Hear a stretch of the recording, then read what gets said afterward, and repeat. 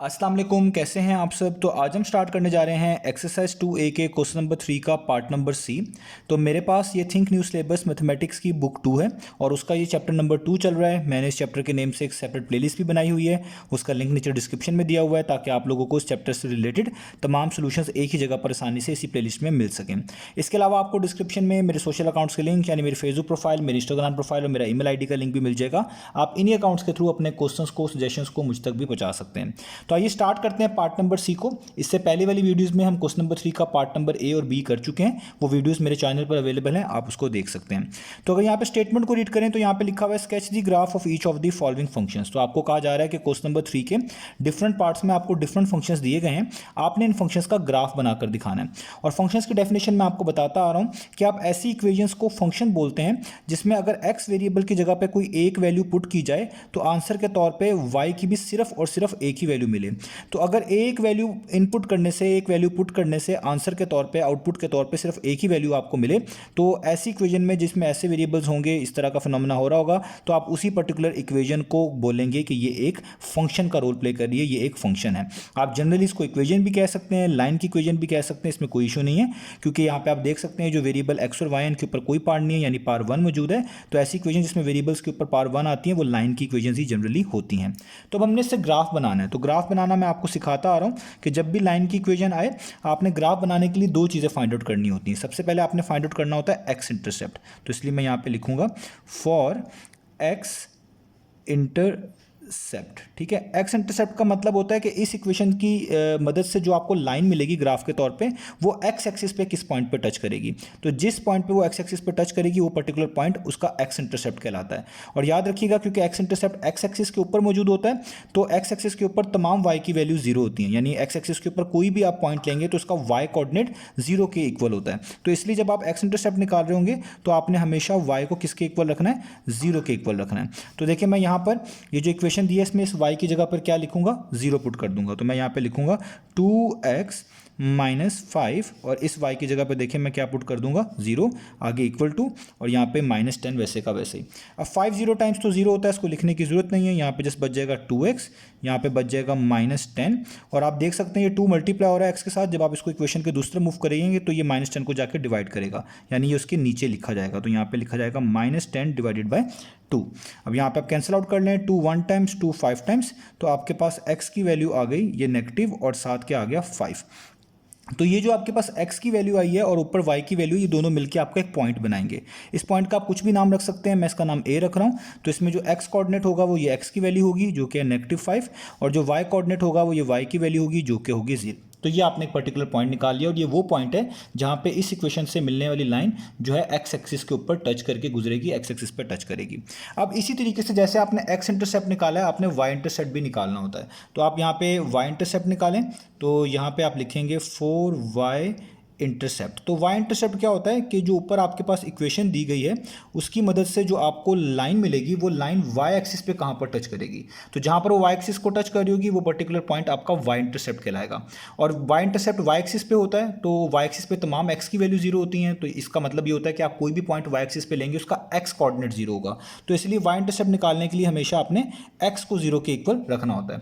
अब इस वाली इक्वेशन में जो यहाँ पे एक्स लिखा हुआ है इसकी जगह पे जीरो पुट कर दें, तो ये बन जाएगा 2x की जगह पे 0 -5y इज इक्वल टू -10। तो यहाँ पे इस इक्वेशन में मैंने x की जगह पे 0 पुट कर दिया, बाकी सारी चीज़ें तो वैसे की वैसी रहीं। तो ये 2 0 टाइम्स तो 0 हो जाएगा, यहाँ पे बचेगा -5y इज इक्वल टू -10। अब यहाँ पे -5y से मल्टीप्लाई हो रहा है, इसको आप इक्वेशन के दूसरे से मूव करेंगे तो ये वहाँ जाकर -10 को डिवाइड कराएगा, यानी ये लिखा जाएगा -10 डिवाइडेड बाय -5। तो माइनस माइनस से कैंसिल आउट हो जाएगा। 5 1 टाइम्स 5, 5 2 टाइम्स 10 होता है, तो y की वैल्यू आपके पास कितनी आ जाएगी, वो आ जाएगी आपके पास 2। तो इससे पता चल गया आपके पास एक और पॉइंट आ गया, उसका नाम होगा पॉइंट b। और पॉइंट b जो है आपके पास, आप कोई भी नाम रख सकते हैं। इसका x कोऑर्डिनेट तो ये पहली वाली x की वैल्यू जो कि है 0 और y कोऑर्डिनेट इसका ये दूसरी वाली y की वैल्यू जो कि आपके पास आती है 2। तो ये x की वैल्यू और y को वैल्यू को मिलाकर ही आपका पॉइंट आ गया। अब ये दोनों पॉइंट्स आपने प्लॉट करने हैं ग्राफ के ऊपर, इनको मिला देना है, तो आपका लाइन जो है या आपका ग्राफ जो है वो कंप्लीट हो जाएगा। तो आइए अब ग्राफ पे चलते हैं। अब देखिए ग्राफ पे आपको पता है चीज़ें कि हमें सबसे पहले हॉरिजॉन्टल एक्सिस जो है वो ड्रॉ करना होता है।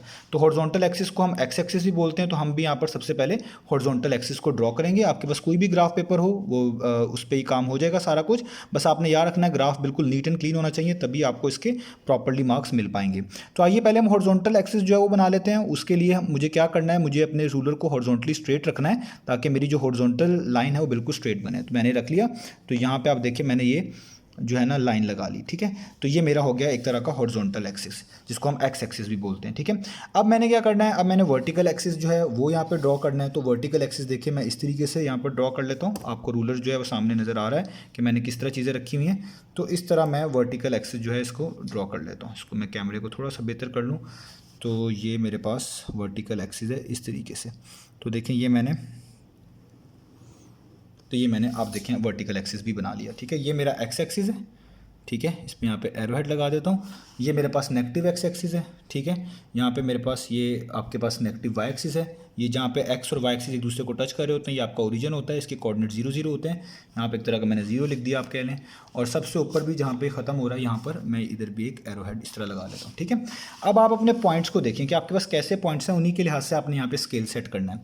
अब यहाँ पर आप देखें जो आपके पास एक्स कोऑर्डिनेट है वो -5 है। तो आपको एक्स एक्सिस के ऊपर -5 तक तो वैल्यूज़ चाहिए होंगी। और इसके अलावा इधर तो एक्स कोऑर्डिनेट 0 है, इसका कोई इशू नहीं बनेगा। इधर वाई कोऑर्डिनेट 0 है और वाई कोऑर्डिनेट यहाँ पर एक +2 भी है। तो इसका मतलब सबसे बड़ी value x coordinate x axis के ऊपर है जो कि है -5। तो इसके मुताबिक ही आपने अपने ग्राफ के ऊपर मार्किंग करनी है, ठीक है। बाकी वैल्यूज तो छोटी हैं, वो जल्दी से कवर हो जाएंगी। अब देखें एक्स एक्सिस के ऊपर मैं किस तरीके से मार्किंग करूँगा। तो अगर मैं यहाँ पर ये देखूँ तो मेरे पास जो ग्राफ है इसमें इस तरह के बिग बॉक्स बने हुए हैं। हो सकता है आपके पास भी यही हो सकता है कोई डिफरेंट ग्राफ हो, इसमें कोई भी इशू नहीं है। आप क्या करेंगे, आप अपने रूलर की मदद से उनका स्केल सेट कर लेंगे। तो यहाँ पे मेरे पास भी ग्राफ थोड़ा दूसरा वाला होना चाहिए था, लेकिन मैं भी आपको इसी भी चीज़ें समझा रहा हूँ। तो मैं क्या करूँगा, मैं 1 सेंटीमीटर के गैप से ना यहाँ पे चीज़ों को मैनेज करूँगा। देखें जिस तरह मैंने यहाँ पे अगर रूलर को रखूँ इस तरीके से 0 के ऊपर 0, तो मैं क्या करूँगा, मैं देखूँगा मेरे 1 सेंटीमीटर कहाँ पे कंप्लीट होते हैं, मैं उसके लिहाज से 1 यूनिट काउंट करता जाऊँगा। इस तरह मेरे पास सारी वैल्यूज़ आ जाएंगी। अगर मैं इस तरह ना भी काउंट करूँ, कोई और जो है आप कह लें जो है ना स्पेस रखना चाहूँ, तो वो भी बिल्कुल ठीक है। उससे भी मेरे पास जो है ना सारी की सारी क्या हो जाएंगी, वैल्यू जो है ना आ जाएंगी। तो मैं यहाँ पे क्या करता हूँ, मैं यहाँ पे देखें इसको इस तरह मैंने रूलर को रखा, आप देख सकते हैं। तो मैंने देखा यहाँ से लेके यहाँ तक 1 सेंटीमीटर कंप्लीट होते हैं। तो इसके एग्जैक्टली ऊपर मैं यहाँ पर मार्क लगा दूंगा कि ये मेरे 1 यूनिट हो गया। यानी मैं क्या कर रहा हूँ, मैं 1 सेंटीमीटर को 1 यूनिट के लिहाज से रिप्रेजेंट कर रहा हूँ। तो यानी 1 सेंटीमीटर छोड़ूंगा 1 काउंट करूंगा, फिर 1 सेंटीमीटर छोड़ूंगा अगला 1, इस तरीके से 1 यूनिट्स का गैप में रखूंगा। आप ज़्यादा कम भी कर सकते हैं। अब आप देखिए मैंने यहाँ पे जो है ना 1 सेंटीमीटर का रख लिया। अब मेरे नेक्स्ट 1 सेंटीमीटर कहाँ पे खत्म होंगे, जहाँ पे ये 2 मेंशनड है। तो यहाँ पे अगर आप देखिए एग्जैक्टली 2 यहाँ पर मेरा मेंशन है, ये मेरे पास नेक्स्ट 1 सेंटीमीटर खत्म हो गए। अब उससे अगला नेक्स्ट सेंटीमीटर 1 सेंटीमीटर कहाँ पे होगा, जहाँ पे 3 खत्म होंगे, तो यहाँ पे हो जाएगा 3। उससे अगला 1 सेंटीमीटर कहाँ पे खत्म होगा, जहाँ पे 4 मेंशनड है। उससे नेक्स्ट कहाँ पे खत्म होगा, जहाँ पे 5 मेंशनड है। इस तरीके से मैं चीज़ों को मार्क कर लिया। तो आपके पास जो ग्राफ होगा आपने उसके मुताबिक देखना है। मेरे पास जो ग्राफ पेपर है मैं उसके मुताबिक आपको बता रहा हूँ। तो यहाँ पर अब आप देखिए मैं लिख देता हूँ कि मैंने 1 सेंटीमीटर को रिप्रेजेंट किया 1 यूनिट्स के लिहाज से। ये 1, ये 2, ये 3, ये 4 और ये 5, ठीक है।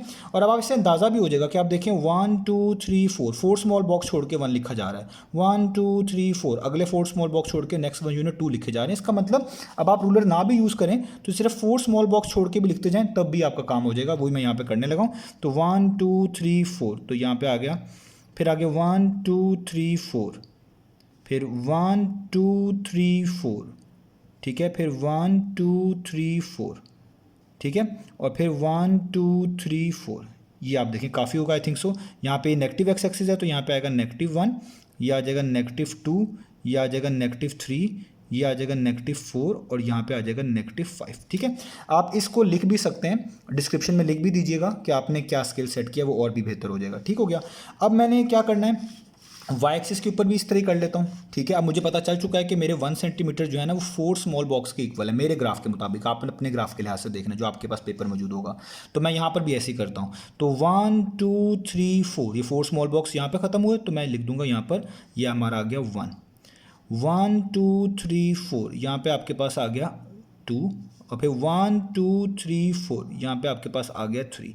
मेरा नहीं ख्याल इससे आगे हमें ज़रूरत पड़ेगी क्योंकि हमारे पास वाई कोऑर्डिनेट में कोई और ज़्यादा वैल्यूज़ नहीं है। इस तरह नीचे भी लिखता हूँ, तो यहाँ से देखें जहाँ पे ओरिजिन लिखा हुआ यहाँ से शुरू होगा 1 2 3 4, ये आपका होगा -1। यहाँ पे मैं लिख रहा हूँ -1 क्योंकि नेगेटिव एक्सिस है ना। 1 2 3 4 1 2 3 4 यहाँ पे आएगा आपका -2, फिर 1 2 3 4 1 2 3 4, ठीक है, तो ये आ जाएगा -3।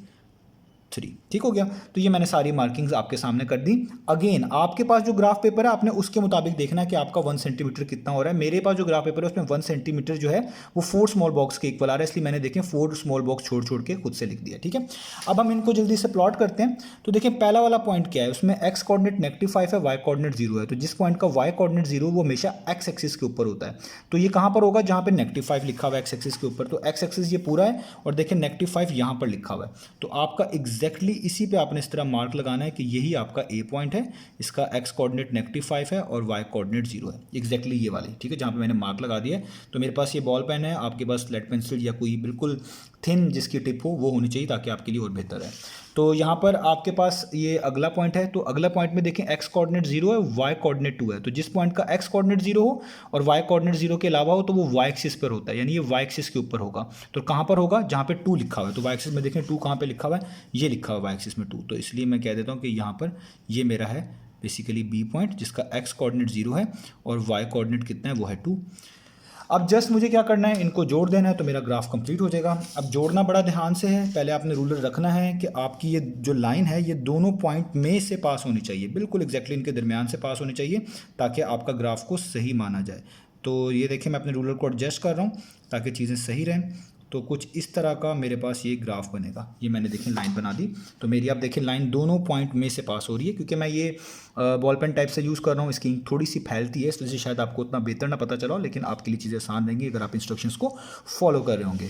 तो ये मेरे पास जो इक्वेशन थी वो इसके ऊपर लिख देता हूँ। वह थी 2x -5y = -10। आपने भी इस तरीके से इसको लिख देनी है। तो ये हमारा ग्राफ कंप्लीट हो गया।